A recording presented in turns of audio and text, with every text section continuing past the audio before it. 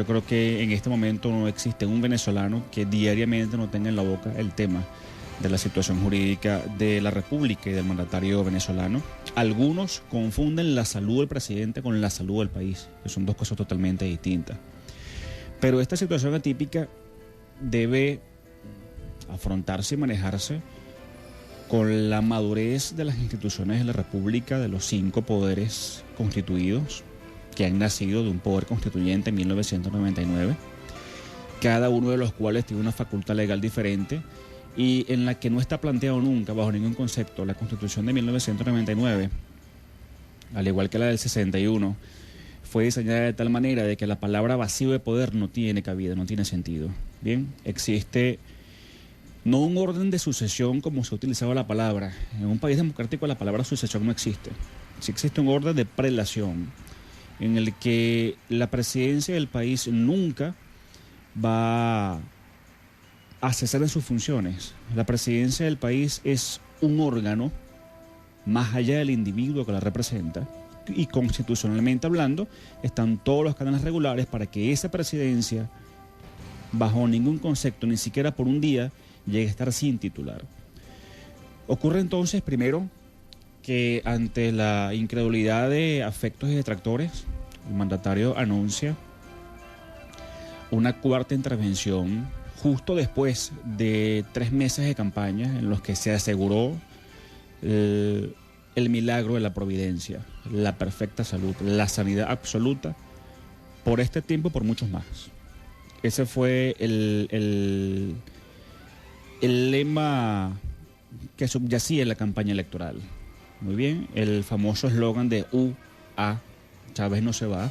En esta oportunidad no se debía a movimientos de golpes de Estado o a situaciones jurídicas, sino a una recuperación de una dolencia física que ya se daba por superada.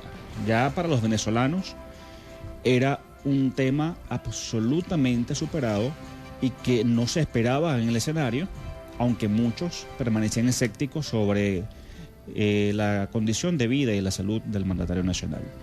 Justo después de la campaña, inmediatamente después de la campaña, donde se nos aseguró que el candidato que se presentaba por el sector oficial estaba en plenas facultades físicas y mentales para ocupar la presidencia, donde se llegó a acusar de necrófilos a quienes hacían cuestionamientos a la salud, se nos presenta en cadena nacional de radio y televisión un anuncio que llevaba el interrogante de si ciertamente fue un hecho impredecible el que reapareciera la enfermedad o si ciertamente nosotros fuimos víctimas de un engaño.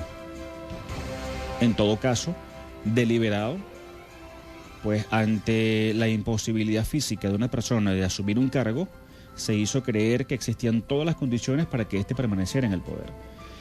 Esa cadena de diciembre que haces mención, ese anuncio al país,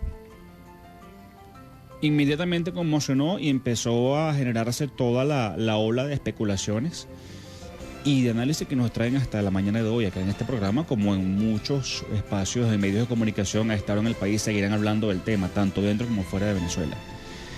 Y ya el tema deja de ser político y empieza a convertirse en un tema jurídico.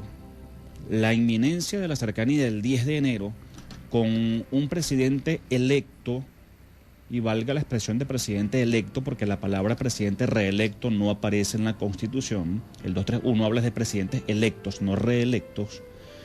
La figura de un presidente claro, electo... electoralmente sabemos que reelecto, es bueno que tú aclaras Sí. eso, pero en el mundo político electoral, el presidente Chávez fue reelecto el 7 de octubre. Ahora, jurídicamente, según el artículo 231, ¿no? Correcto. El candidato elegido, candidata elegida, tomará posesión del cargo. 3 puntos suspensivos, sabemos ya lo que más o menos... Es correcto.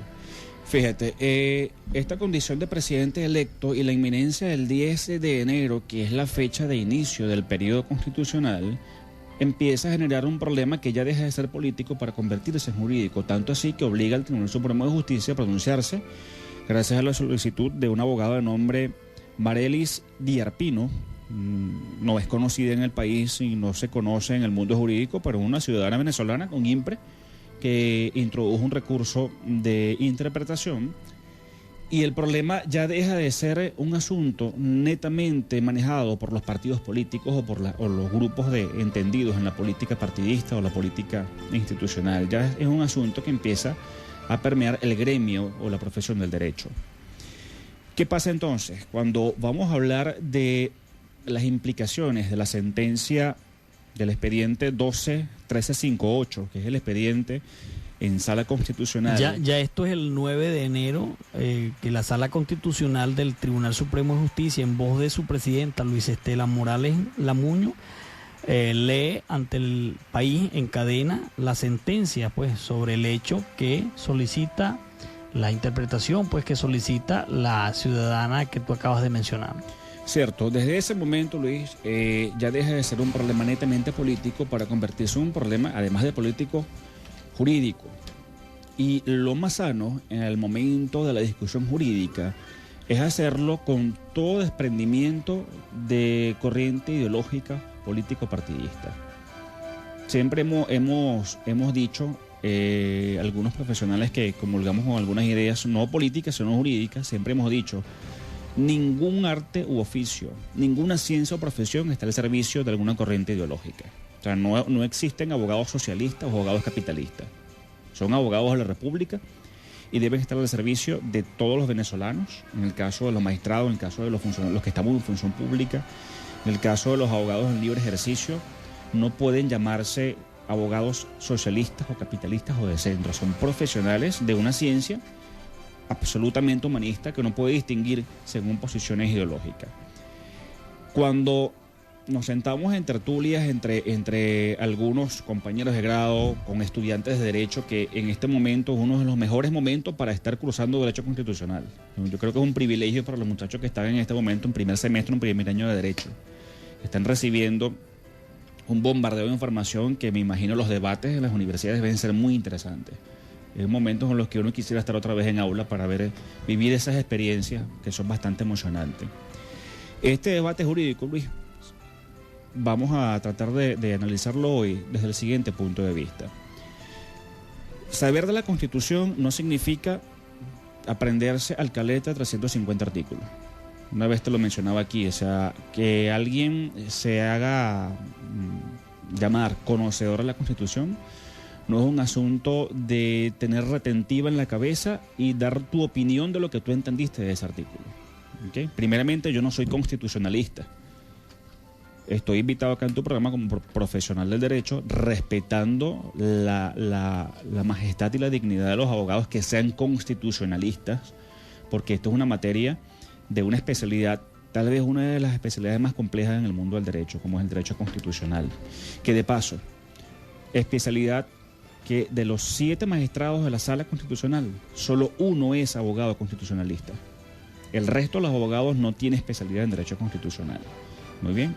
Si analizamos el currículum de los otros magistrados de las otras salas, son mayormente especialistas en la sala que estamos mencionando. El ejemplo de Blanca Rosa Mármol de León, recientemente destituida de su cargo por una jurisprudencia bastante cuestionable, es una magistrado con comprobada experiencia en el área penal y criminal. Bien, sin embargo, los magistrados que suscriben la sentencia del 9 de enero, ¿okay?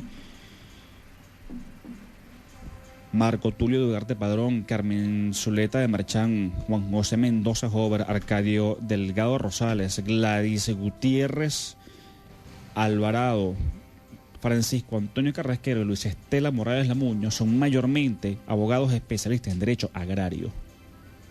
En la mayoría de sus casos, solamente hay un abogado constitucionalista en la Sala Constitucional.